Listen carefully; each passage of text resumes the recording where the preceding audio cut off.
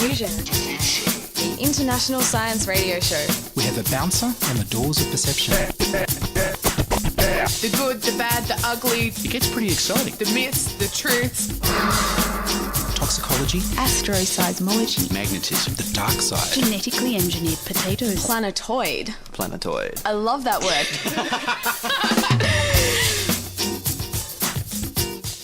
Hello and welcome to Diffusion. Sit back and relax while we inject weird and wonderful science directly into your genes. I'm Ian Woolf. On this edition, Ben Eggleton applies optical skills to radio for bleeding-edge communications technology. But first up, here's the news about government nudes.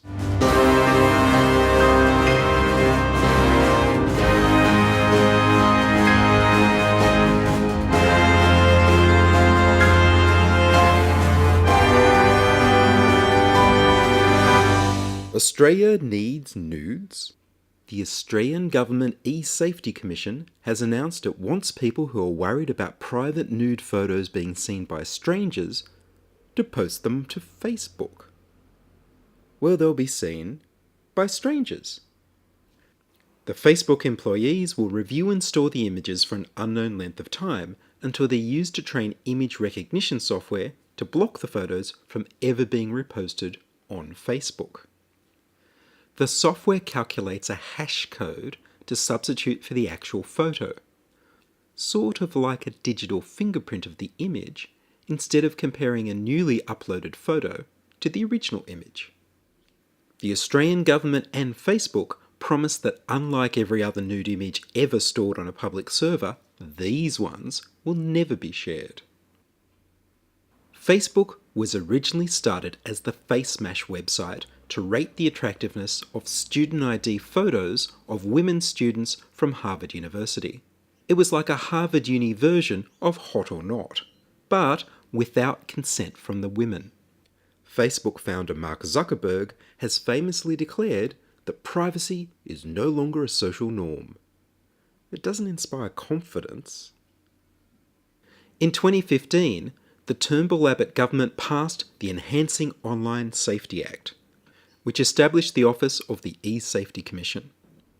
The E-Safety Commission was largely about protecting children from online bullying, but now it wants to help protect women from image-based abuse, what the press calls revenge pornography, where intimate photos are broadcast online without consent, either by angry ex-lovers or from having your phone hacked or stolen.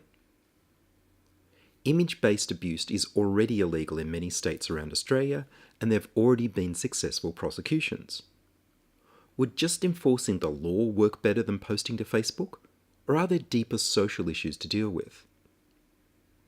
If you're worried that an ex-lover may post intimate photos without your consent and cause you public humiliation, the Australian government wants you to fill out a form on the E-Safety Commission's website and then log into Facebook and send the photos you need to stay private to yourself, using Facebook Messenger. The E-Safety Commission will then notify Facebook staff that they need to snoop on your private Facebook messages to yourself. From that point, the Facebook employee is to be trusted to look at the photo, to judge that it is embarrassing and that you wouldn't want him to see it, and then feed the photo to a queue to be processed into a digital fingerprint hash and eventually deleted. If Facebook detects someone in the future trying to post that exact same intimate photo to Facebook, it will block the image. Neither the Australian government nor Facebook have said what kind of training or vetting the employees who look at the photos will have, and whether the people who later attempt to post your images without your consent will be referred to police to be charged. Facebook already banned the posting of naked or sexual images, and at this time, Facebook has no power to stop the images being posted anywhere else online. Will they be making the hash codes of the photos available to other websites in the future? As the journalist Van Badham wrote in The Guardian, couldn't the Australian government simply ask Facebook to provide people with their own copies of this software so that they can create their own digital fingerprint hashes instead of asking them to trust posting the nude photos to Facebook employees to do it for them? Surely it's more empowering to do it yourself. If you could upload the digital fingerprint hashes yourself, then you could be certain that nobody else ever sees the images that you don't want them to see, and you never put them online.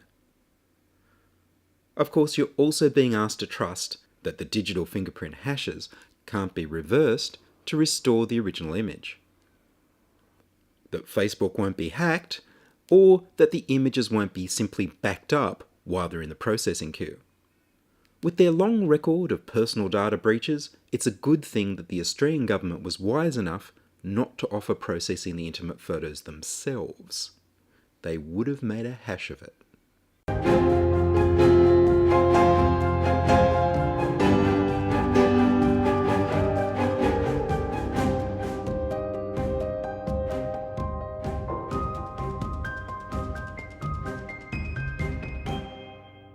You're listening to Ian Woolf on Diffusion Science Radio.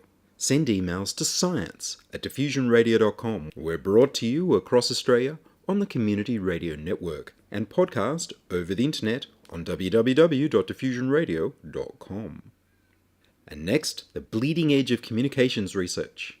Ben Eggleton is an Australian Research Council Laureate Fellow and Professor of Physics at the University of Sydney, Director of the Australian Research Council Centre for Ultra-High Bandwidth Devices for Optical Systems, QDOS, and Director of the Institute of Photonics and Optical Science at the University of Sydney. I began by asking him, are you applying what you've learned to optics and photonics to radio communication? Yeah, so my recent research, a fascinating new direction for my group, is based on a breakthrough from my group about 5 years ago. And it was an experimental demonstration in the lab where we discovered that in the photonic chip that my group has really pioneered, these are integrated circuits that are designed in silicon and other novel optical materials. These are really the size of your thumbnail. Imagine a silicon wafer that's been scratched, and we've embedded in this wafer circuits that guide light. And we discovered in these circuits that the light wave would actually induce a sound wave. For the first time, we had structures in which light and sound co-propagated, and we could probe the acoustic properties of these materials at the nanoscale. And so that was fundamentally very interesting. But what we then realized we could do, which was really surprising and profound, was that it turns out that the sound waves allow us to bridge optical waves with microwaves. So we can use the sound waves that we are exciting in these structures to bridge these very high frequency optical waves with the lower frequency microwaves to create exquisite microwave devices that are fundamental components of all microwave systems. So if you think about 5G, if you think about radar systems, if you think about satellite communications, if you think about even what's called electronic warfare, which is using countermeasures and radar in the battlefield, you're typically talking about electromagnetic waves that have frequencies of tens of gigahertz. And the typical problem that is presented to the scientists and engineers is they would like filters and devices that can process across that very broad range of frequencies with exquisite resolution. And that turns out to be very difficult to do using off-the-shelf components. So our technology, which we've published and patented and we've prototyped and we've actually delivered prototypes to key stakeholders in the US Army Research Lab who've tested these devices, is a chip that manipulates microwave signals. So the input to the device is a coaxial cable, a microwave signal. The output is a microwave signal. But on the chip, we rely on the interaction between light waves and sound waves to manipulate a microwave signal. And the particular device that we're focused on is a microwave filter. This is a filter, like a traditional filter that we're all familiar with. We learn about filters in high school that can be tuned from 1 gigahertz to 50 gigahertz in a microsecond. And that filter is an essential fundamental building block of any microwave system. So we've had enormous interest from the defence primes, so that's companies that are in the defence business, electronic warfare, also in the microwave systems area. And we're starting to get real traction. And so these technologies, not only does it have that exquisite performance, but they are compact. So this is something that is the size of a 20-cent piece. It could be packaged into a device the size of a smartphone and be very energy efficient, very compact, And in terms of, I guess, the key application that we are being drawn into, which is in defence, it's very attractive because of the size, weight and power consumption. So they're very interested in this technology because it's compatible with drones. You'd like to put one of these devices on a drone or on a joint strike fighter, and it weighs 100 grams rather than 50 kilograms, and it has this very broadband performance that is so important when you're out there dealing with this very complicated electromagnetic environment associated with the modern metal field. But there are, of course, applications in civilian world, particularly around radar and wireless communications. So we talked earlier about these sort of wireless backhaul, 5G backhaul, connecting banks using big radio dishes to send maybe 100 gigabit per second from New York to New Jersey, and that application also requires these exquisite filters. And if you're etching little channels on a chip and you've got some sound generated, could that have applications to microbiology or chemistry?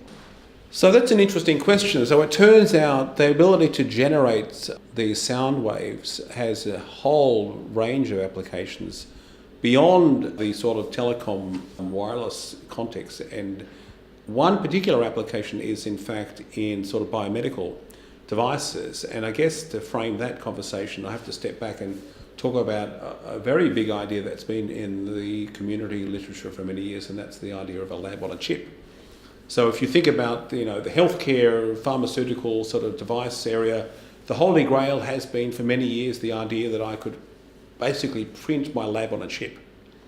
And that chip might be compatible with my smartphone, and that chip might incorporate some basic plumbing to manipulate different chemicals, to mix chemicals, to synthesize chemicals, to analyze chemicals. And that all sounds very elegant. Problem is that fundamentally that lab on a chip is still a chip in a lab.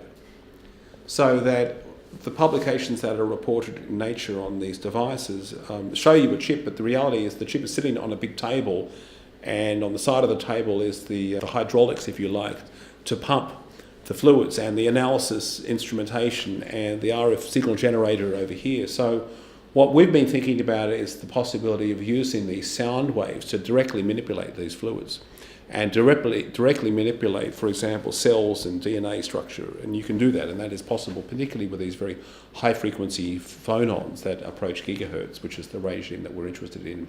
We can actually manipulate these soft matter to create a true lab on a chip. And so that's a very exciting area. But this new frontier of light and sound is really transforming the way we think about information in terms of bridging optical and microwave. I talked about that. But also opening up completely new areas of science and technology in the health sciences and biomedical devices. Could it bridge to the people who are using sound to move things around, like the ultrasound tweezers sort of things? Yeah, so that's exactly the right example. So ultrasound tweezers is, in a sense, the analogue of what I just referred to. I guess the only difference in ultrasound, it's tens of megahertz.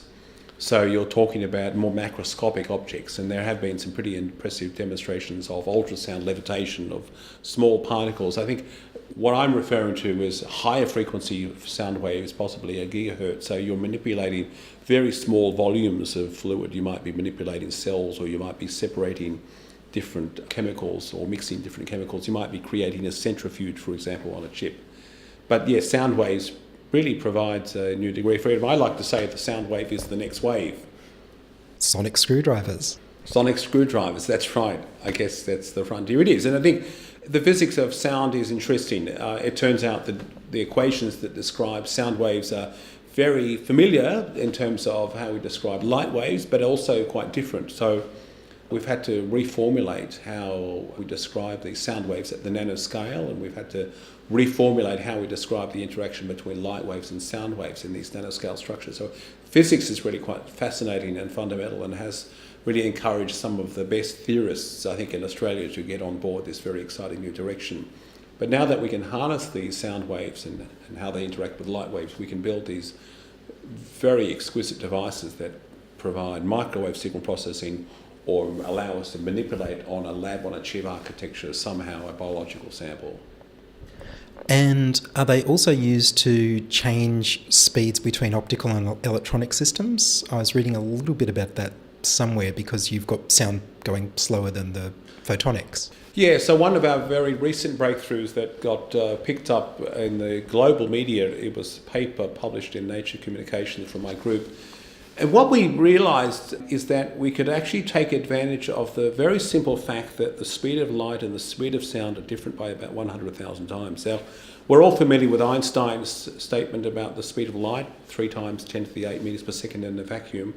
And most of us are roughly familiar with the speed of sound. We remember that Chuck Yeager broke the speed of sound, the sound barrier, in a rocket plane shortly after World War II, and we know that a 747 flies at about 90% of the speed of sound at 40,000 feet. Well, in a solid state material, in a glass or in silicon, the speed of sound is about 10 times faster. So the difference between the speed of light and the speed of sound is about 100,000 times. Okay, so that's interesting. Now, what people have been thinking about for about 15 years is the possibility of slowing light down. We were very excited about this 5-10 years ago, and I published papers on this topic. But it turns out slowing light down is very difficult. If you could slow light down, you might actually build a buffer. You might be able to store information, but it turns out it's very challenging. We can slow light down by about 10%.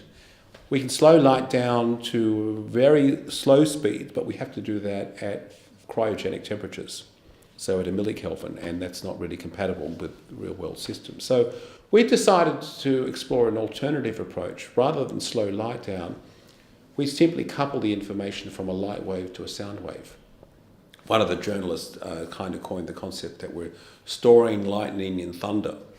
And it really is the right idea. We're all familiar with lightning and thunder. We see the lightning and then we wait 5 or 6 seconds and we hear the thunder. So what we do is, rather than slow light down, we actually couple the wave packet, the information that's stored in the light wave, into a sound wave, and it sits in the sound wave, which is propagating along 100,000 times slower. And then we read the information out of the sound wave when we want to extract it. And that's exactly how memory works in computers. And not only did that work very impressively, but we demonstrated that that process of coupling the information from the light wave to the sound wave and back to the light wave is completely phase preserving. It's coherent. That means that the information is retained, and in particular, when we think about information, it's in the context of the amplitude, but also the phase. The phase of the wave matters. Information is encoded in the phase as well. So this Brillouin effect, which is the term that describes this coupling between the light and the sound wave, is completely coherent and phase preserving, which means it's compatible with real-world communication systems. And this sort of memory buffer, what does it let you do? So this is not going to replace your USB stick or your hard drive. This is really a buffer in the context of communications infrastructure. So think about a data center. And really the analogy I would use is think about the highway systems again, and what you're really trying to do is to ensure that all of the channels are synchronized. So when you get to a router, it's a bit like coming to the spaghetti junction that you get to when you drive out to the Blue Mountains, and you're halfway along and you get to this junction with all these freeways and highways. And if you're in the left lane, you either have to slow down or get out of the way. So really the buffer is about the slowing down so that you can allow information to come on and off, and at the end of the day it's about synchronizing data. So these buffers are really there as part of a network, ensuring that everything's synchronized, that you're not going to have different data packets sitting on top of different data packets. And it's just an essential fundamental building block of any communications network. And the point, of course, is that this is a completely all-optical approach, except that it uses sound waves to achieve the delay, but it has the bandwidth and the low latency and the energy consumption attributes that are really needed for this next generation communication systems. Are you also looking at optical computers? Well, optical computing is a bit of a loaded term, and I'm nervous to suggest that is what we think about, because of course we're not going to replace the CMOS electronic computers with optical computers. There is certainly some interesting work that's been done in the past, and it turns out that it's coming back. And I guess optical computing really refers to doing very specific functions all optically that offer improvements, in particular parallelism and bandwidth and latency relative to traditional computers. So I would like to say optics and electronics are going to work hand in hand. Optics will only really add value when it enhances electronics. So I guess optical computing might come up in the context of image processing. So the traditional signal processing function that everyone is familiar with is the Fourier Transform. This is one of the most basic mathematical operations that's been performed all the time. Computers can do Fourier transforms very well, but if you start to think about Fourier transforms for very big data sets in terms of image processing, there are certainly cases where optical computing, optical Fourier transforms start to become very attractive, and in terms of, again, the latency and the bandwidth. And just in terms of the number crunching that is required in the computer, if you can avoid having to go into the motherboard, into the chip, and you can perform the operation with fewer computational logic operations, you're going to be more energy efficient, you're going to have lower latency, and you're going to benefit from the bandwidth capacity of photonics. But again, we have to be very careful about that term, because there has been this misunderstanding that photonic signal processing is going to replace traditional CMOS logic, and I don't think that's what we've been saying.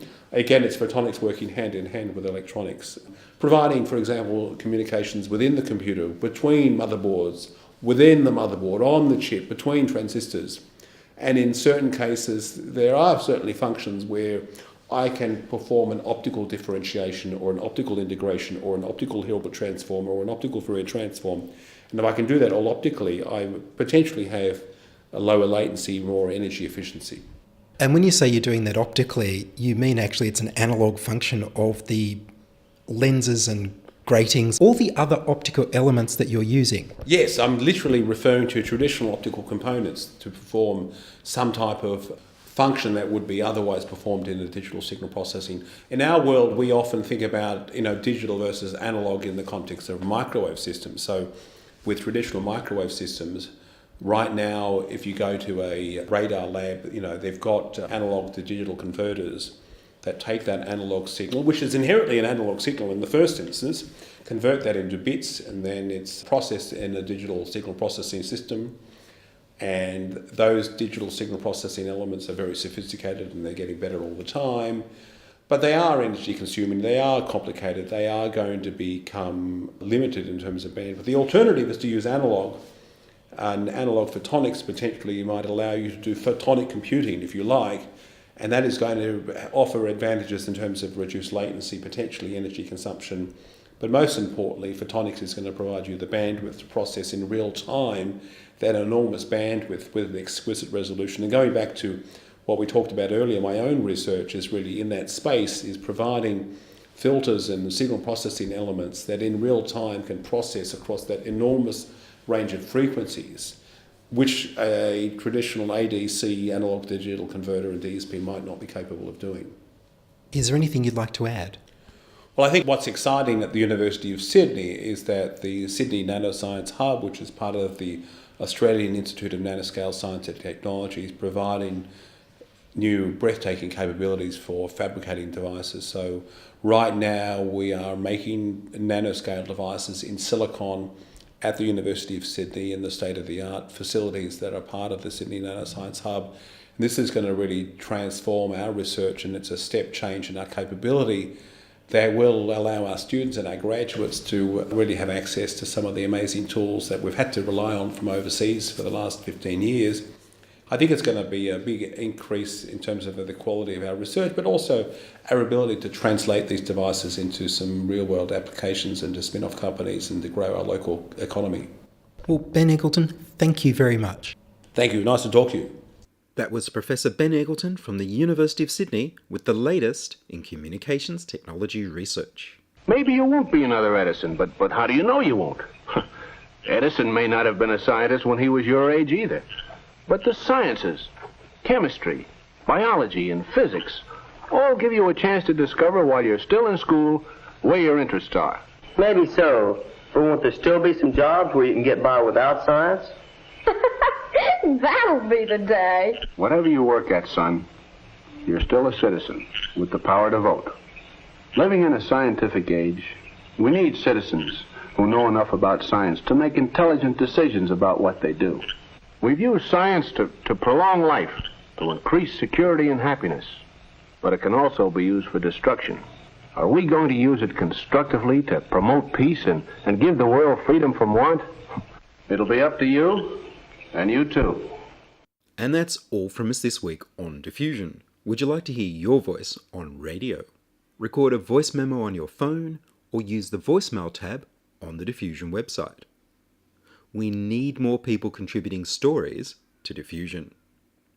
Send your contributions, opinions, helpful suggestions, and donations to science@diffusionradio.com. That's science@diffusionradio.com. And please do send me an email so I know you're listening and would like to hear more episodes. Please like the Diffusion Science Radio page on Facebook and rate us on iTunes. Tell your friends. Follow me on Twitter @Ian Woolf. Join my patrons in supporting the show at patreon.com/diffusionradio. The news music was Rynos theme by Kevin MacLeod of Incompetech.com. Sound check and fact checking by Charles Willock. I produce Diffusion, which is broadcast around Australia to 27 stations on the Community Radio Network, including 2 RBM in the Blue Mountains of New South Wales, 8 CCC in Alice Springs and Tennant Creek, 2 NVR in Nambucca Valley, and 3 MBR in the Mallee Border districts of Victoria and South Australia. Diffusion is syndicated globally on the National Science Foundation's Science 360 internet radio station and also on astronomy.fm. Subscribe to our podcast on the Diffusion website, www.diffusionradio.com. That's www.diffusionradio.com, and check the website for links, photos, and videos about this week's show. If you enjoyed the show, you can explore more than 900 previous episodes archived on diffusionradio.com, where the shows are labelled by keywords so you can focus in on the stories you want to hear. Subscribe to the Diffusion YouTube channel at youtube.com/c/diffusionradio. I'm Ian Woolf. Join us inside your audio device of choice for more science wondering next week on Diffusion Science Radio. Science is fun. It helps you to learn, to know, and to appreciate. When you study science, you may go on field trips. You discover the marvelous interrelationships between all living things. You learn to read the history of the Earth as it is written in rocks and fossils. You find out what makes things tick, everything from a molecule to a living organism. In the study of science is found the most useful and satisfying knowledge of man. Knowledge of his physical world, its past, its present, and its future. And in your moments of relaxation, now and in the years to come, you will find the study of science leading you into fascinating pursuits. Photography, collecting. Why study science? Study science because you will find in the study of science a richer, more rewarding life.